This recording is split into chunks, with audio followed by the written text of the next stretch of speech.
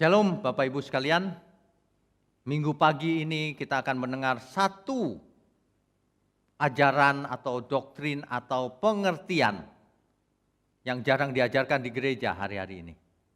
Sebab gereja sibuk dengan mengejar soal sukses di dunia ini. Sibuk dengan mengejar berkat-berkat jasmani saja. Tapi pagi ini kita akan belajar kebenaran yang sesuai dengan Alkitab. Yang sangat berbeda. Mari kita tundukkan kepala. Bapa di surga, ajari kami agar kami mengerti kebenaran ini dan kami boleh hidup seturut kehendak Bapa. Tuhan Yesus, kami mau lakukan firman-Mu dan Roh Kudus pimpin kami kepada seluruh kebenaran.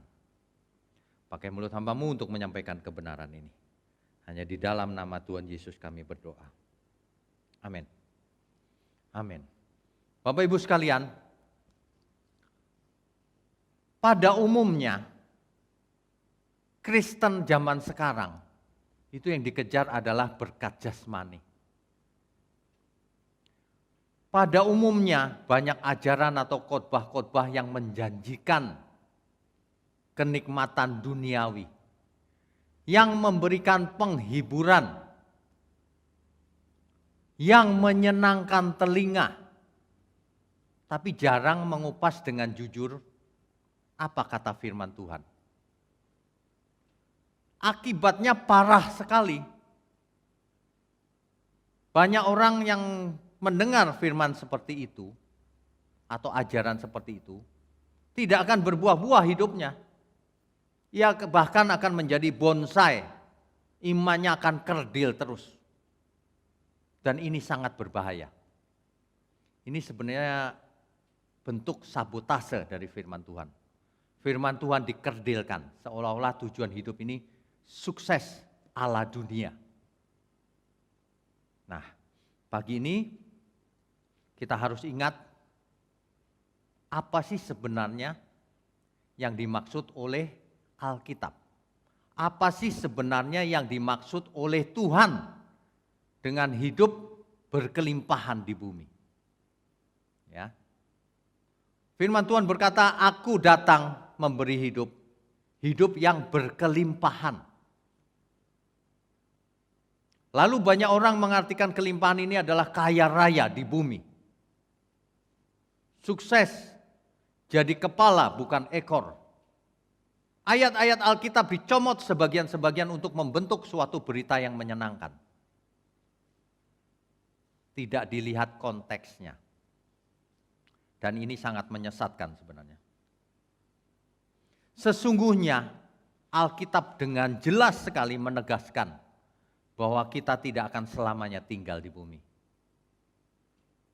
Bahwa usia manusia sangat terbatas. Di zamannya Musa saja, umur manusia sudah turun jauh seperti hari ini. Di Mazmur 90 ayat 10 dikatakan umur manusia sekitar 70 tahun. Kalau kuat 80 tahun, itu pun kebanggaannya adalah penderitaan. Mungkin yang dimaksud Musa sakit penyakit ya. Sedangkan Musa hari itu umurnya 120 tahun. Jadi ada banyak sekali bangsa Israel yang bandel. Makan daging sembarangan, makan yang haram-haram, sehingga umurnya pendek. Hari ini ada banyak sekali penyebab yang mengakibatkan manusia berumur makin pendek. Makanan dicampur formalin, dicampur borak, melebihi yang seharusnya diizinkan. Pewarna tekstil dipakai sebagai pewarna makanan. Binatang-binatang dibesarkan dengan hormon. Akhirnya manusia yang makan. Akhirnya manusia kebanyakan hormon yang tidak seharusnya ada di dalam tubuhnya. Akibatnya umurnya pendek. Dunia ini tidak bisa diharapkan. Umur manusia di bumi ini pendek. Itu sebabnya di Alkitab dikatakan manusia berlalunya buru-buru. lalu melayang lenyap. Sebab debu kembali kepada debu. Setiap kita pasti mati. Itu pasti. Ya. Nah, usia kita terbatas yang pertama. Yang kedua, memang manusia disetting Tuhan tidak untuk tinggal di bumi selamanya setelah jatuh dalam dosa. Skenarionya berubah. Tuhan sediakan bumi yang baru. Bukan bumi yang ini.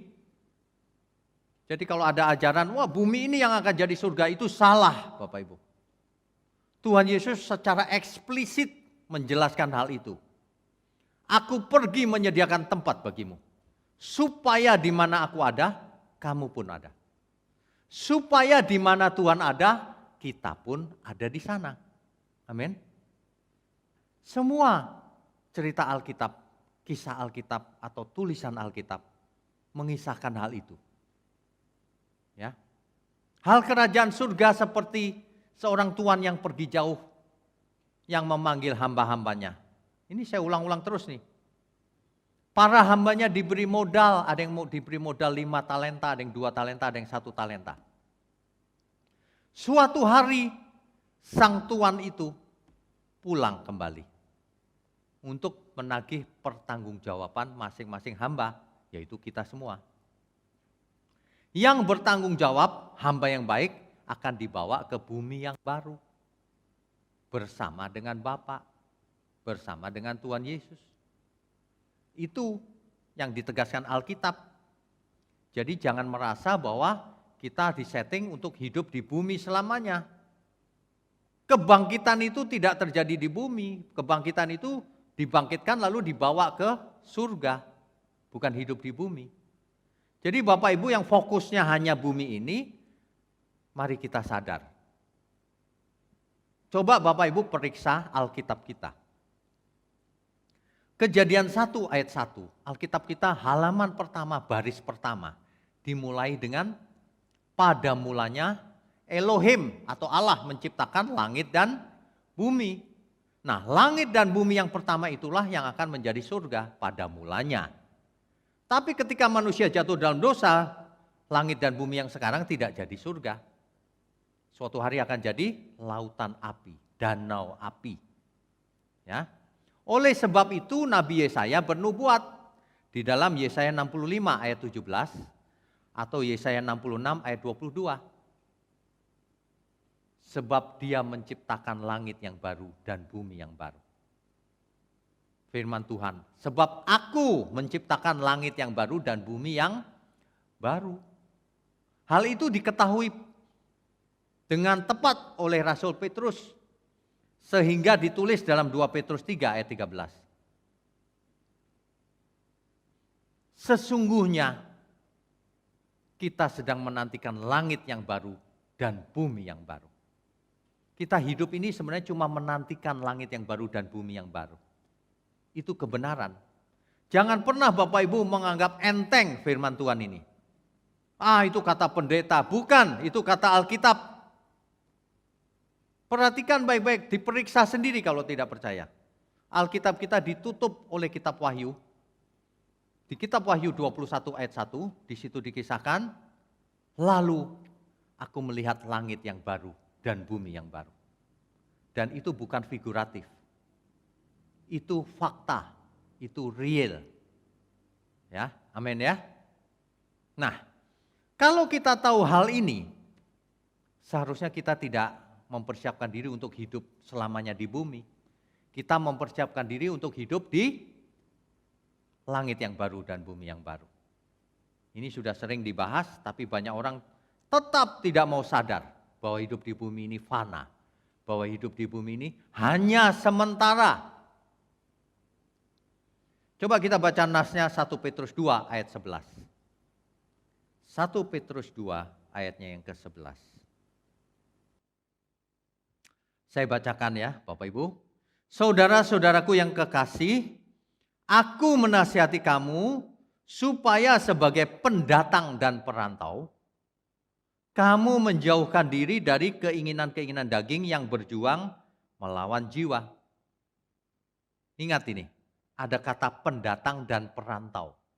Sebenarnya kita ini adalah seorang pendatang atau perantau di bumi ini.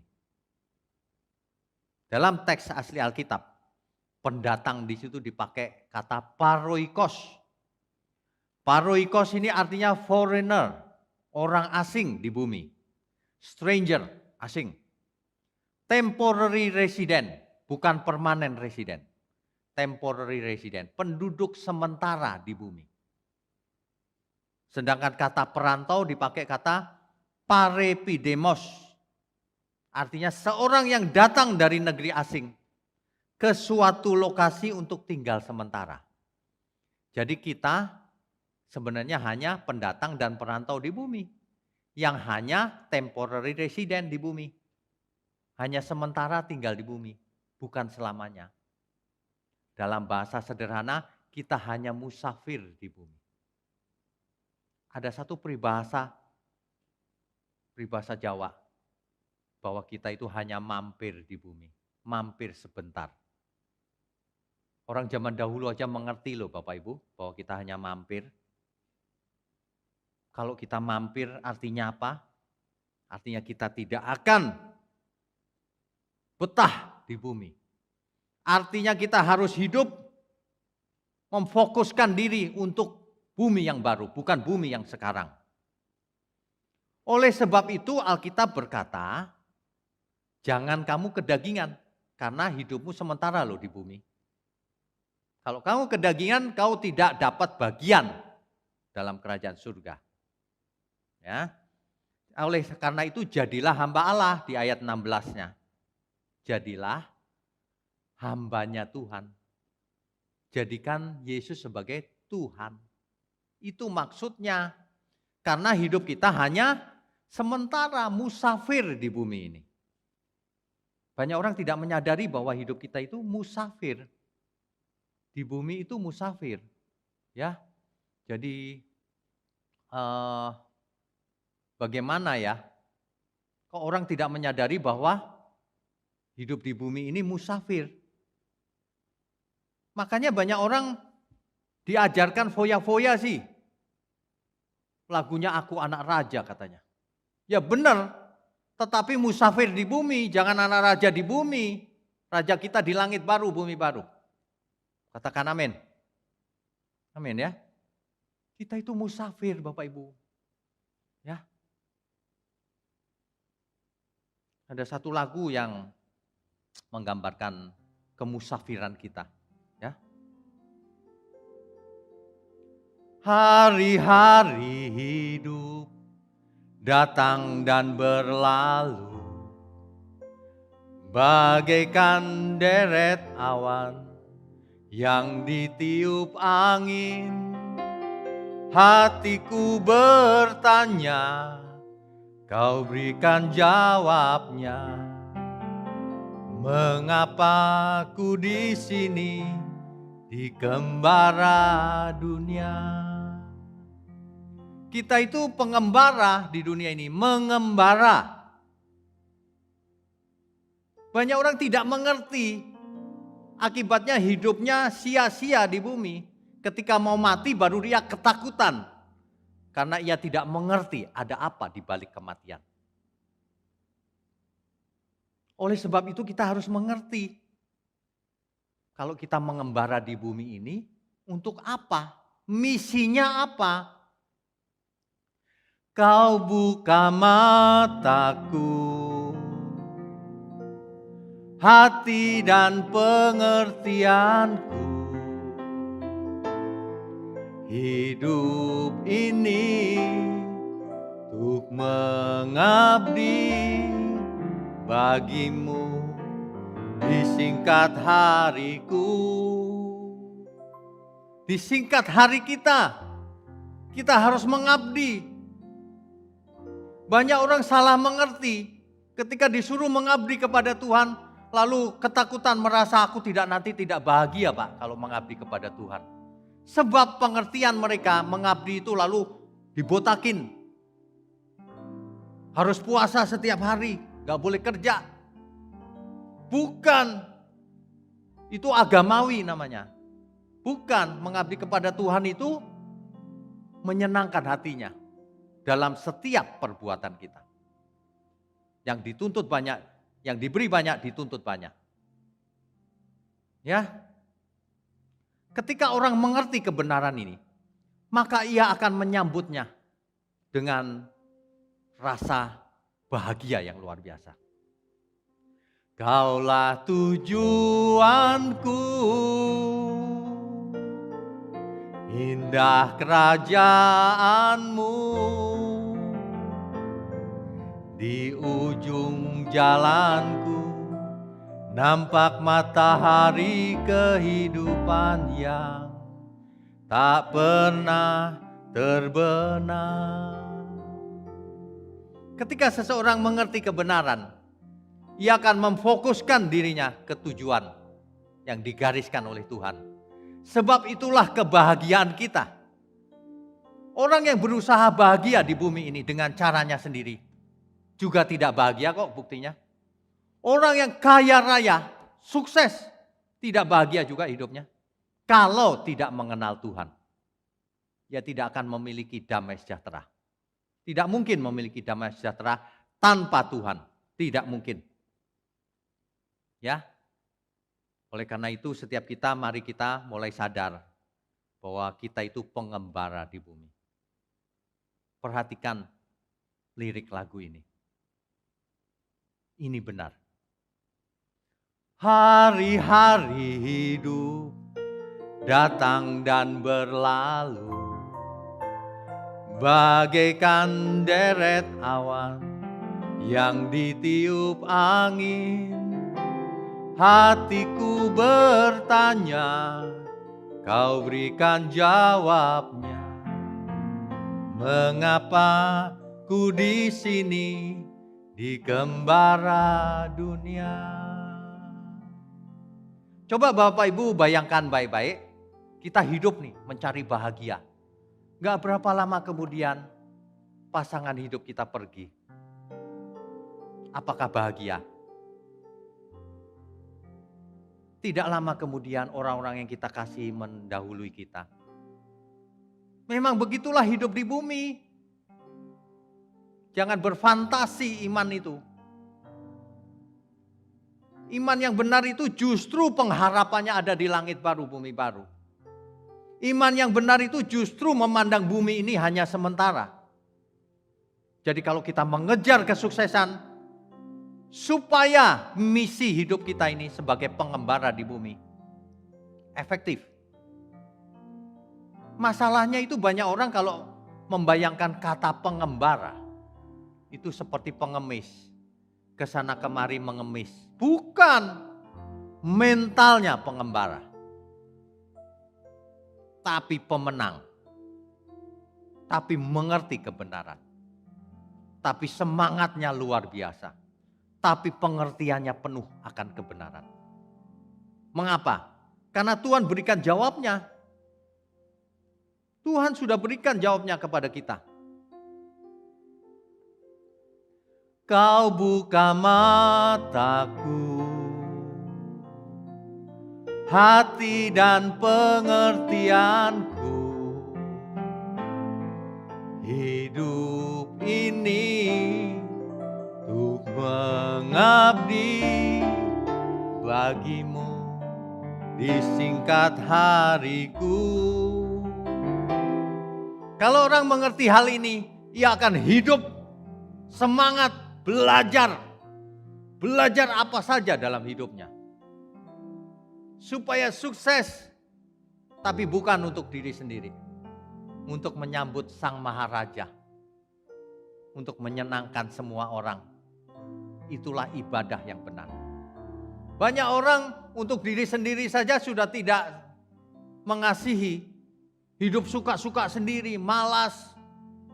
Makan minum sembarangan, akibatnya banyak penyakit. Malas, jadi tidak diberkati. Ayo semangat. Tidak ada kata terlambat, siapapun kita. Mari kita belajar membenahi hidup kita. Arahkan tujuan kita, semua yang kita lakukan ini untuk Tuhan. Kaulah tujuanku, indah kerajaanmu. Di ujung jalanku nampak matahari kehidupan yang tak pernah terbenam.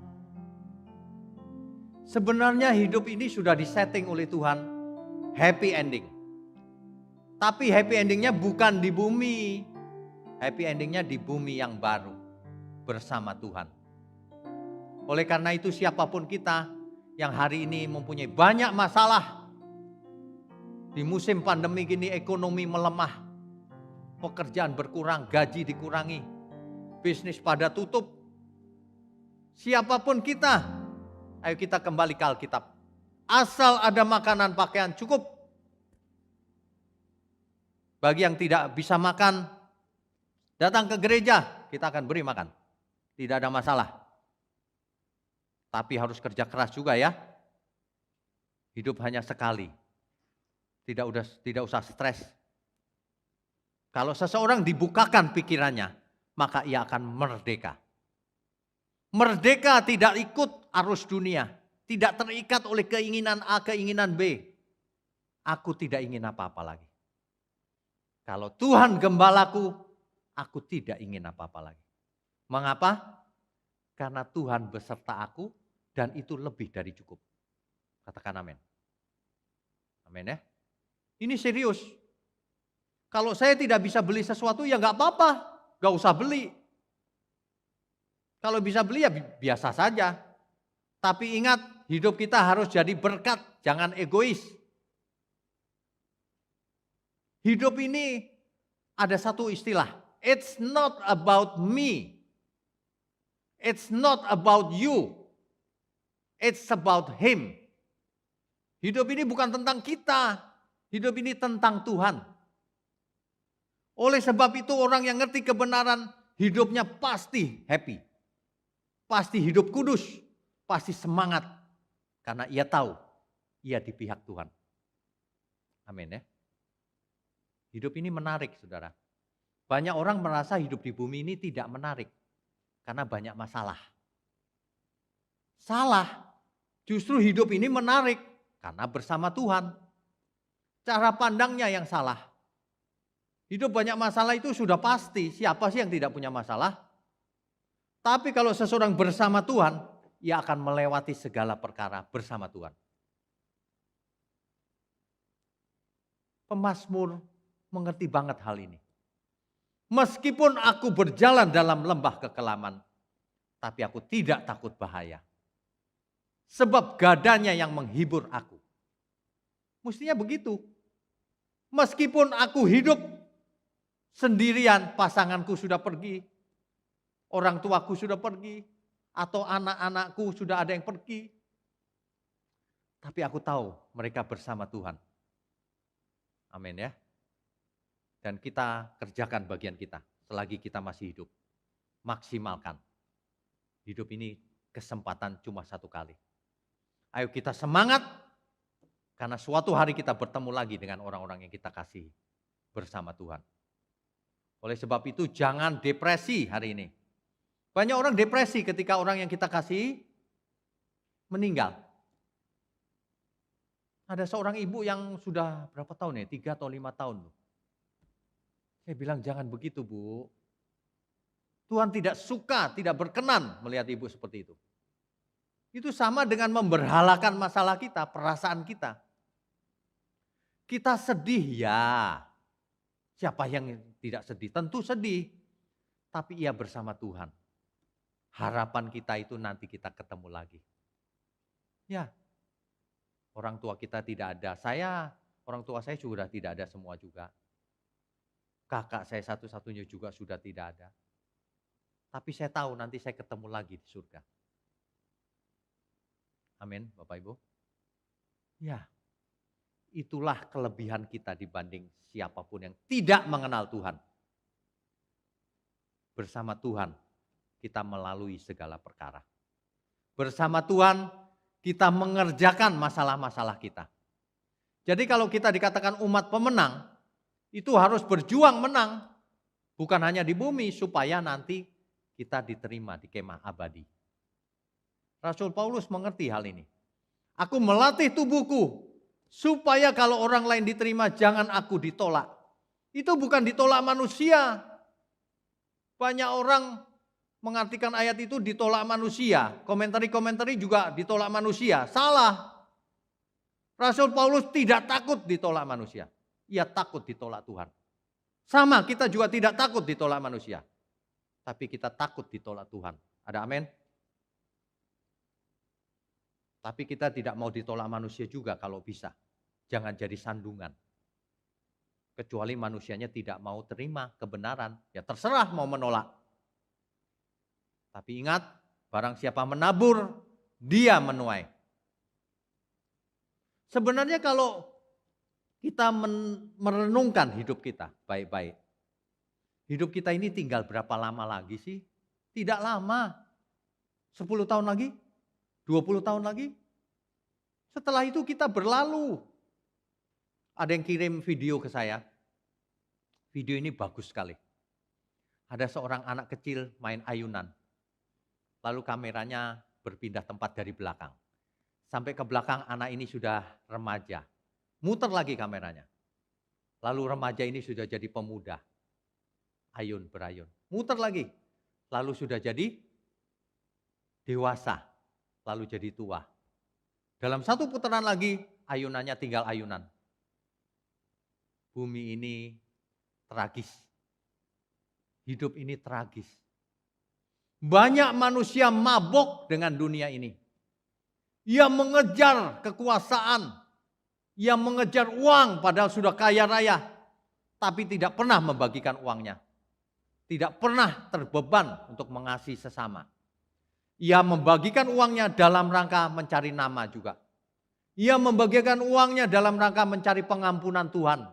Ada maunya semua itu. Jangan harap Tuhan bisa ditipu dengan cara-cara itu. Sesungguhnya Tuhan mau kita itu berubah pikiran dan hati kita seperti Tuhan. Sehingga kita bisa memandang sesama itu saudara semuanya. Ada amin ya. Hidup ini sebenarnya menarik. Berkali-kali saya berkata hidup ini menarik. Manusianya yang tidak, mindsetnya salah. Sehingga merasa hidup ini tidak menarik. Hidup ini menarik kalau bersama Tuhan. Makanya harus belajar firman. Tidak ada yang lain. Firman itu nomor 1. Motivator mengajarkan hal-hal yang memotivasi itu tidak ada apa-apanya dibandingkan firman. Cara-cara psikologi, pendekatan psikologi tidak ada apa-apanya dibanding firman. Kebenaran itu beyond all of that. Melebihi segala sesuatunya. Jangan merasa yang lain hebat, firman dianggap enteng. Ya, kesempatan ini cuma 1 kali Bapak Ibu. Mari kita belajar dengan benar. Kita itu hanya musafir di bumi, hanya numpang lewat. Jangan terikat dengan dunia ini. Nanti jadi permanen residen kalau terikat. Jangan kedagingan, ada misi yang harus diselesaikan pada waktu kita mengembara sekarang ini. Jangan terinfeksi oleh virus dunia, cara berpikir dunia, cara hidup dunia. Roma pasal 12 ayat yang pertama dan kedua itu bagus. Jangan seperti orang dunia, jangan serupa dengan dunia ini. Kita harus berubah pembaharuan akal budi. Sebab kita sedang bersiap-siap mau ke dunia yang baru, bumi yang baru, yaitu surga, langit yang baru dan bumi yang baru. Persiapkan diri baik-baik. Jangan percaya dengan kata-kata kita tidak usah berusaha bisa selamat. Asal mengaku dengan mulut, salah itu. Kita usahakan hidup kudus, tak bercacat, tak bercelah. Gak bisa itu Pak, bisa. Tuhan Yesus yang perintahkan. Jangan alasan melulu. Mari kita persiapkan diri semaksimal mungkin. Agar ketika Tuhan Yesus datang, Tuhan. Dan Tuhan berkenan. Amin ya Bapak Ibu ya. Ada banyak orang fokus hidupnya ke tempat lain. Mengejar karir, mengejar harta, mengejar kepuasan dunia, kekuasaan. Tapi ia tidak pernah mengejar kebenaran. Sia-sia, binasa itu orang itu. Itu orang kaya yang bodoh itu begitu. Kalau kita mengejar semua ini dalam rangka menunjang misi kita, itu baru benar. Teori gampang, benerannya lakukan kalau bisa. Banyak orang rajin memberi persepuluhan, percuma. Apalagi minta dibalikin oleh Tuhan. Memberi kok minta dibalikin. 10% itu belum ada apa-apanya. Persembahkan seluruh hidupmu, baru benar. Untuk apa sih kalau kita main monopoli? Uang kita lalu banyak. Waktu monopoli itu selesai, kan kita taruh lagi, nggak dibawa pulang. Ya sama, hidup ini seperti main monopoli. Kalau kita bayangkan baik-baik, seorang konglomerat triliun uangnya. Tapi triliun itu nggak dipegang oleh tangan, hanya ada di catatan rekening. Cuma catatan. Nanti waktu mati catatannya tetap ada di situ. Nggak ada gunanya. Makanya sebelum mati kita pergunakan sebaik mungkin, semaksimal mungkin. Ya, amin ya Bapak Ibu sekalian ya. Hari ini kita diingatkan semua bahwa kita seorang musafir. Musafir itu akan tinggal sementara di bumi. Dan musafir di dalam Alkitab ini bukan pengemis. Harus sukses supaya efektif hidupnya bagi kemuliaan Tuhan. Dan musafir Tuhan ini akan menampilkan karakter surgawi menjadi saksi Kristus.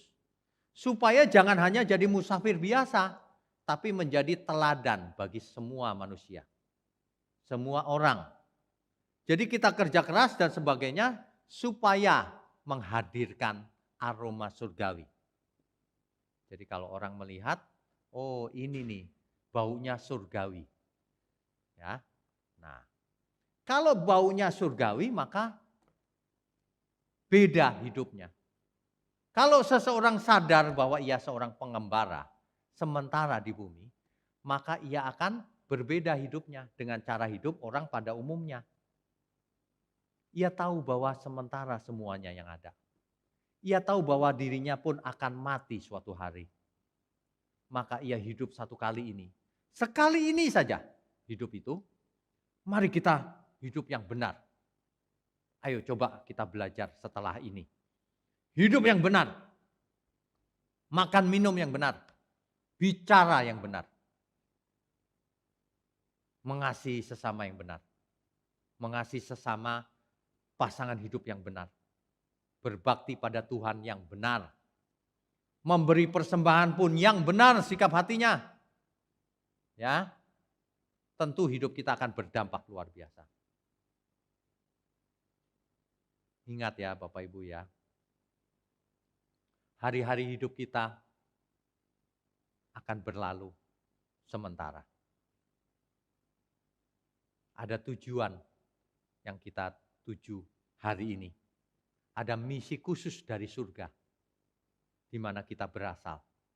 Supaya kita menjadi contoh manusia surgawi di bumi. Supaya manusia surgawi itu sebagai pengembara dan akan menjadi teladan, menyelamatkan banyak jiwa. Amin ya Bapak Ibu ya. Itulah yang menyenangkan Tuhan. Amin. Bapak Ibu sekalian, minggu pagi ini hendaknya kita semua berubah. Setiap kali mendengar firman kita harus berubah. Kalau tidak sia-sia. Ya. Sebentar lagi juga sudah berganti tahun. Artinya umur kita juga makin bertambah. Akhirnya hari kematian kita juga makin dekat. Mari kita makin menyongsong itu. Lakukan semuanya untuk Tuhan. Amin ya. Bapak Ibu harus terinspirasi dengan lagu itu tadi. Ya. Makanya minggu pagi ini tentu minggu yang berbeda harusnya. Baik, mari kita tundukkan kepala, kita angkat tangan kita. Bapa di surga, terima kasih untuk firman-Mu Tuhan. Tidak ada banyak yang kami bisa katakan selain kami minta ampun dan kami mau belajar terus. Berkati setiap kami angkat tangan kami Tuhan. Kami sambut segala berkat yang turun dari surga. Di dalam nama Bapa, Putra, dan Roh Kudus. Amin. Amin. Tuhan Yesus memberkati. Saudara sekalian, bicara soal kebenaran, setiap orang merasa benar. Makanya semua kecap dinomor satukan. Ada orang yang mengatakan saya paling benar, ini paling benar, itu paling benar. Mana sebenarnya yang paling benar? Oleh sebab itu, hadiri seminar 7 natur kebenaran dan aplikasinya. Seminar ini wajib dihadiri oleh para teolog, apologet, pengkhotbah, bahkan oleh para jemaat sendiri.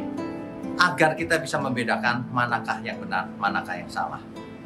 Inilah alat uji kebenaran yang sangat objektif dan alkitabiah. Pastikan saudara ikut. Dan ajak seluruh saudara dan sahabat-sahabat. Bapak-bapak dan ibu-ibu yang terkasih dimanapun berada, yuk kita belajar pelajaran Alkitab bersama secara online. Setiap hari Rabu jam 7 malam bersama pendeta Bapak Wignio Tanto secara online, bisa melalui Zoom. Tetapi kita harus mendaftarkan dulu ke nomor berikut ini. Selamat bergabung dan Tuhan Yesus memberkati.